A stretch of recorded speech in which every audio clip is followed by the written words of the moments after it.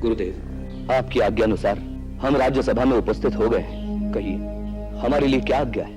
वत्स भरत, तुम्हारे पिता धर्म का आचरण करते हुए अपने वचन का पालन कर ये धन धान्य से समृद्ध राज्य तुम्हें देकर स्वयं स्वर्ग सिधार गए हैं। तुम्हारे ज्येष्ठ भ्राता श्री रामचंद्र जी एक महात्मा की तरह अपने पिता का वचन पूरा करने के लिए वन में चले गए हैं।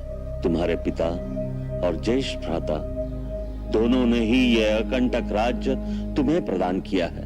अब तुम्हारा यह कर्तव्य है कि सूर्यवंशियों का ये राज सिंहासन तुम ग्रहण करो और अपनी प्रजा की रक्षा करो। यह आपकी आज्ञा है गुरुदेव।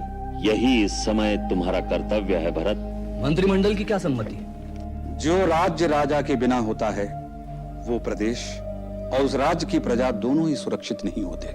शत्रु ऐसे समय का लाभ उठाकर उस प्रदेश पर आक्रमण करके उसे उजाड़ सकते हैं। इसलिए रघुवंशियों के साम्राज्य को संभालने के लिए इस समय केवल आप ही हैं जो राजा बनने के योग्य हैं। यद्यपि आप ज्येष्ठ नहीं हैं, परंतु बड़े भाई की अनुपस्थिति और पिता की आज्ञा के पालन करने के लिए इस राज्य का संभालना न्याय संगत है। राजा बनने के लिए 3 बातों की आवश्यकता होती है: गुरु का आशीर्वाद, मंत्री और साथियों का सहयोग, प्रजाजन का स्नेह और विश्वास।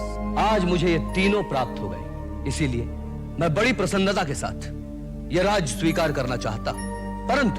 परंतु मेरे मन में एक शंका है। राज सिंहासन पर बैठने से पहले आप सब उस शंका का समाधान कर दे तो अच्छा है। क्या शंका है आपको राजकुमार भरत? कुछ दिन पहले मेरे स्वर्गवासी पिताश्री महाराज दशरथ ने ऐसी ही एक सभा आयोजित की थी जिसमें आप सब उपस्थित थे। क्यों?